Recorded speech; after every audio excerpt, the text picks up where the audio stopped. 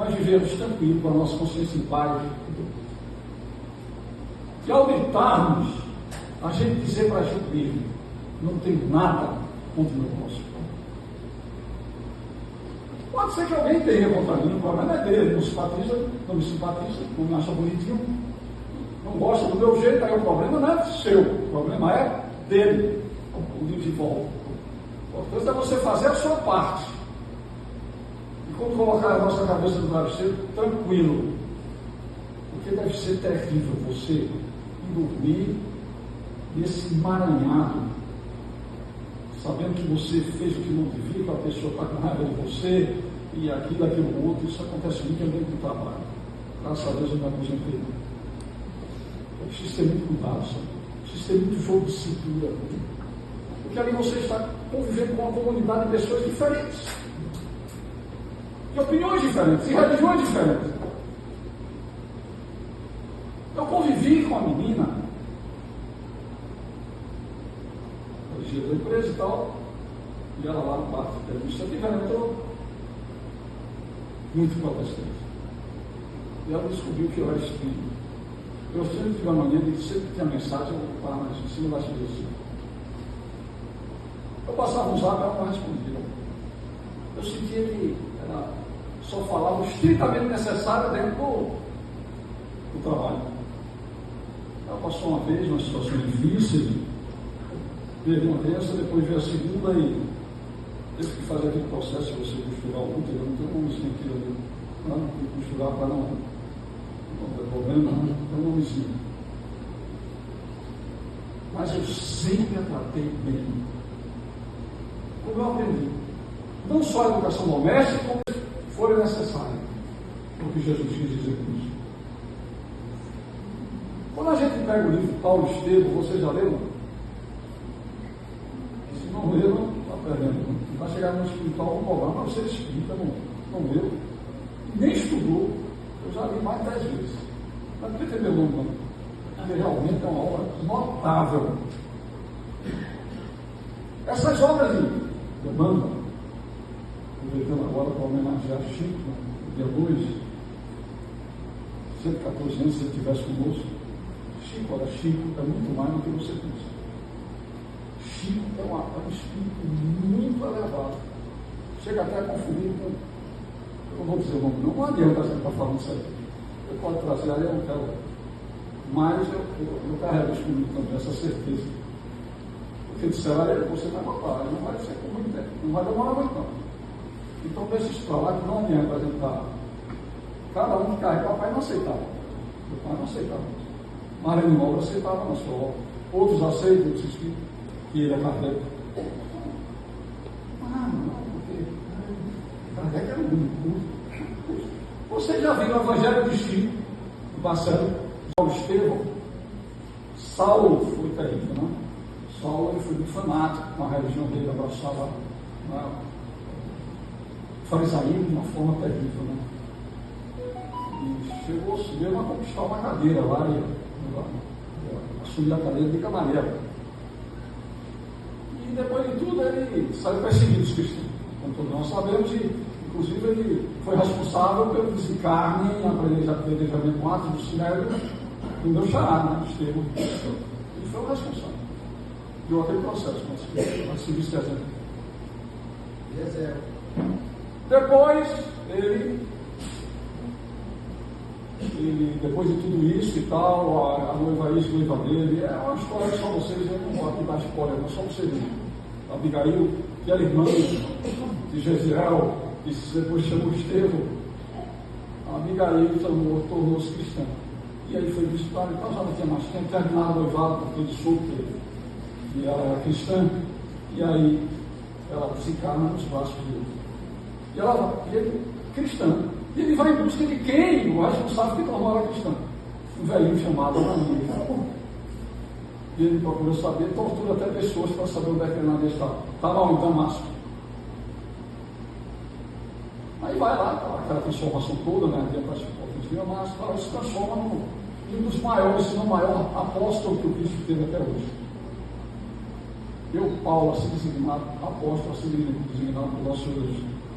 Mas antes de começar a grande tarefa dele, ele passou 2 anos no oásis de Dan, com um casal chamado Áquila e Prisca. São de Priscila, mas a Áquila e Prisca. E aí, ele sabia, descobriu que eles tinham também, né, alguns escritos, eles eram cristãos, Áquila e Prisca. Mas chega um dia que ele não aguenta mais. Sabe o que é que ele faz? Por quê? Porque Áquila, o pai dele, fora condenado e fora também, graças àquela perseguição, pelo comando de Paulo, ele terminou desencarnando. O pai de Áquila era dono de padarias e tal, comerciante. E perdeu tudo, né? Terminou desencarnando. O pai de Áquila. E aí Paulo, justamente, chega uma hora lá que ele pergunta: Áquila, muitas vezes na solidão do nosso trabalho, eu tenho pensado na enormidade do mal que te causou o doutor de Tarso. E era ele que estava falando, era justamente, ele não sabia o que aquele Saulo que estava ali era o Saulo de Tarso, o doutor da lei, o ex-doutor da lei. Que faria se um dia te visse repentinamente diante do verdugo? Ele pergunta justamente a um homem que sofreu a perda do pai por conta da perseguição de Saulo. Sabe o que ele responde? Procuraria estimar nele o irmão, diz ele. Isso é perdão, né? Isso aqui é o verdadeiro perdão. Aí Prisca diz, a esposa dele, de Áquila: seria ótima ocasião para te estimar o amor que Jesus exemplificou em suas missões de vida. Essas 5 obras de Emmanuel precisam ser muito bem colocadas, estudadas. E todos os historiadores que procuram analisá-las chegam à conclusão que está tudo dentro do contexto. O jornal que ele escrevia também, Zé, com o nome de Max, era um pseudônimo, escrevia justamente artigos espíritas, José Espírito. E chegou lá, aí quando eu estava almoçando, aí chega um dos mordomos com um rapaz, um oficial de justiça lá, um guarda, está aqui ele, vamos prender e tal. Aí José ficou sem saber, o que foi que houve?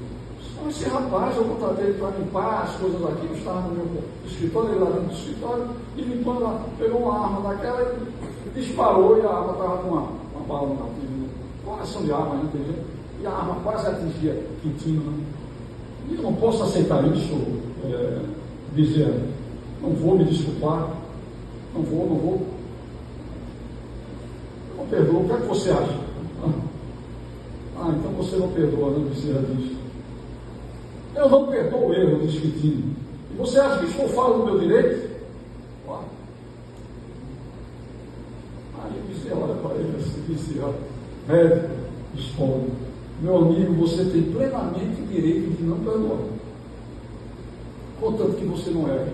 Eita, checkmate, acabou com o. Aí ele pegou: não, deixa ele aqui, vou embora. O senhor vai agora trabalhar no outro setor da casa. Todos nós aqui somos fadados ao erro, todos nós. André Luiz, lá no livro Nosso Lar, encontra-se com Silveira. Silveira foi profundamente prejudicado pelo pai quando aqui estava na terra. Silveira e sua família.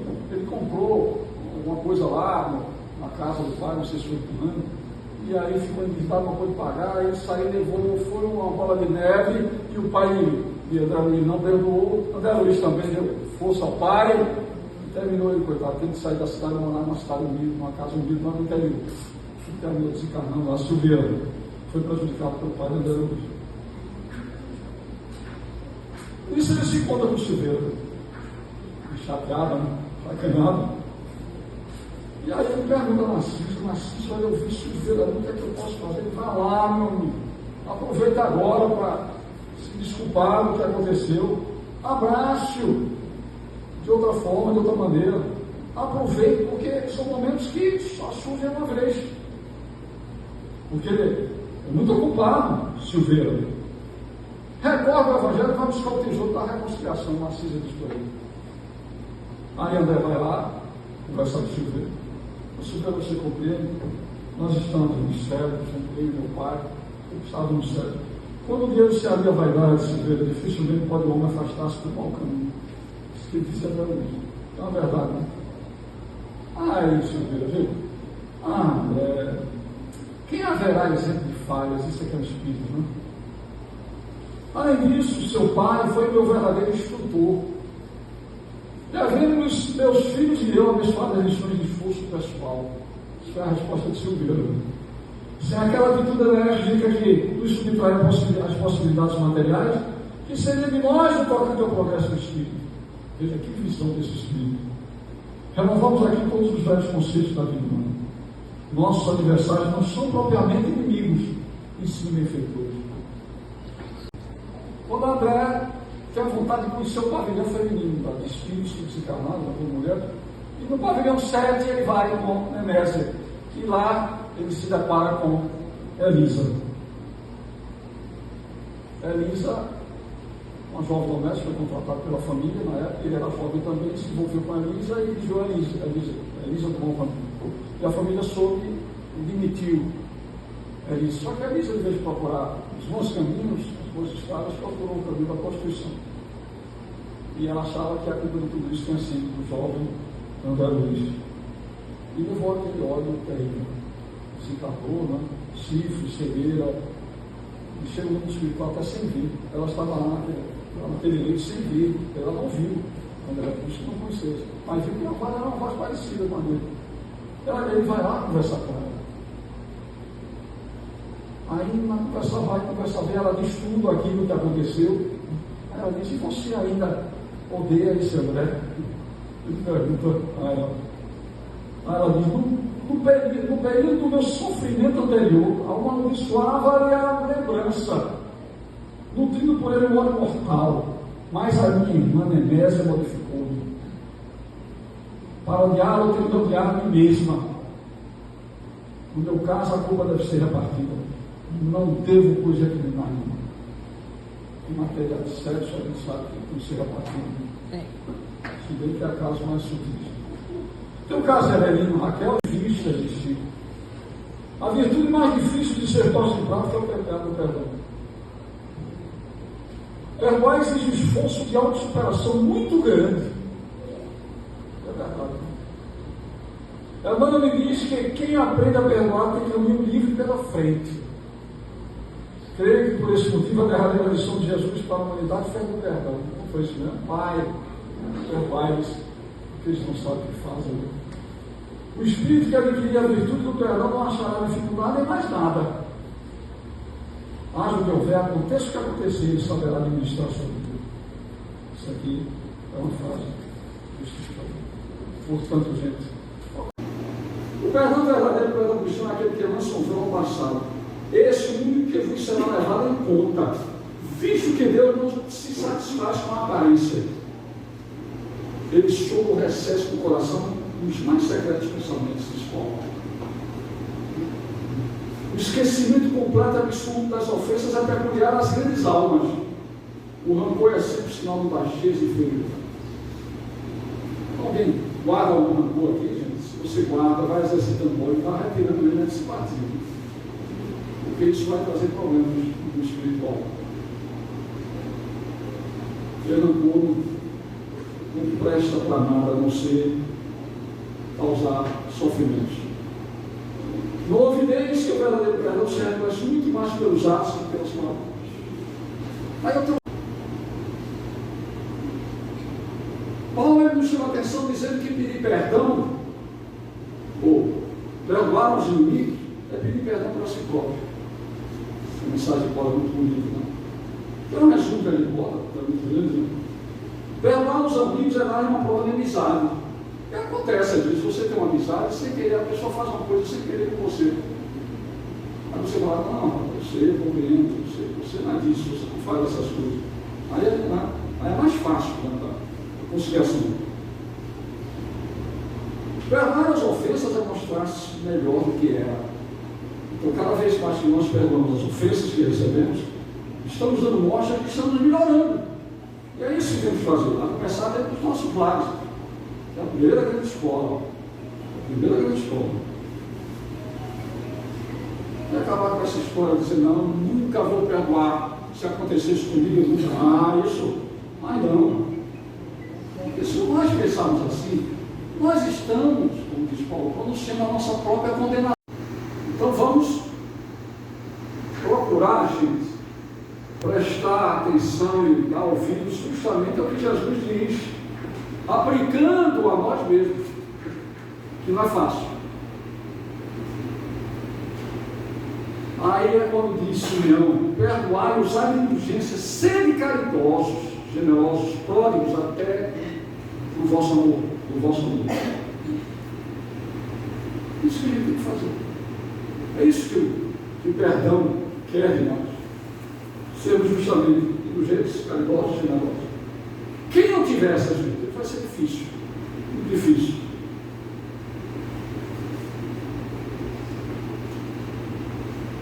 E ele nos alerta aqui, dizendo: os espíritas, jamais vos esqueçais de que, tanto por palavras como por atos, o perdão das injúrias não deve ser um termo vão. Pois que vos dizeis, espíritas, sede-o. Ouvidai o mal que vos haja feito, e não penseis senão uma coisa, no bem que podeis fazer. A gente pega o Pai Nosso, para orar o nosso povo, perdoai as nossas dívidas, assim como nós perdoamos os nossos irmãos. É o compromisso que nós criamos. A Pedro dessa forma, 70 vezes 7 vezes, ele quer dizer que perdoarás ilimitadamente. Não tem limites, perdão. Perdoarás cada ofensa tantas vezes quanto ela te for feita. A pessoa chega, faz uma coisa com você. Aí você vai lá, você sempre vai falar assim: vai lá, não, deixa para lá, perdoa você. Aí no outro dia ela faz a mesma coisa. Uma coisa parecida. Tem que ter paciência. Nós, seres humanos, aí somos muito. Estamos no estágio de muita imperfeição, não? Mas não somos, né? Imperfeitos, mas estamos. Eu não gosto de dizer que somos, porque Deus não cria protótipos imperfeitos. Ele nos criou para sermos perfeitos. Então nós estamos imperfeitos, com o propósito de conquistarmos um dia a perfeição. E só conquistaremos quando conquistarmos esses valores. E o perdão deles. Qual o verdadeiro sentido ensinado por Jesus a respeito da caridade? Pergunta 886, pergunta Kardec, a Espírito Verbal. Qual o verdadeiro sentido da caridade ensinado por Jesus? Aí, há muitos anos atrás, eu gosto muito de Acosta. Quando era noivo, minha esposa, 50 anos atrás, que ele fez agora, começando a gente 44 casados.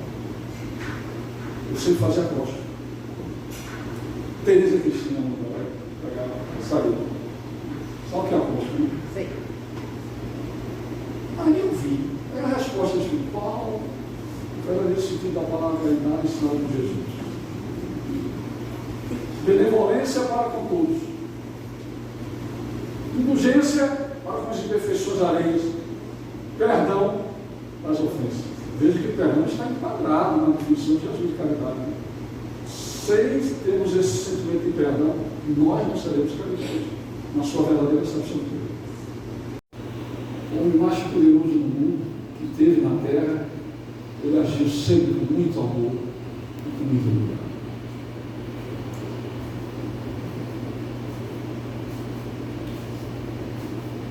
Existem duas mensagens que nós